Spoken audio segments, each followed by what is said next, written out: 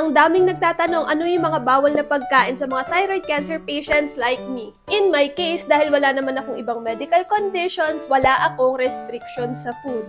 Pero bakit kailangan ng low iodine diet bago mag-RAI or mag-whole body scan? Here's the explanation of my nuclear doctor. Ang iodine, ginagamit siya ng thyroid cells natin para gumawa ng hormone.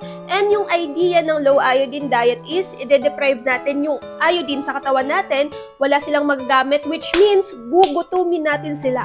Nang sa ganon, kapag in-intake natin yung radioactive iodine, kakainin nila yung iodine na yun. Parang mga tao, kapag busog na busog tayo, di natin papansinin yung mga nakahanda dyan. Pero pag gutom tayo, pag binigyan tayo ng favorite food natin, kakain tayo ng madami.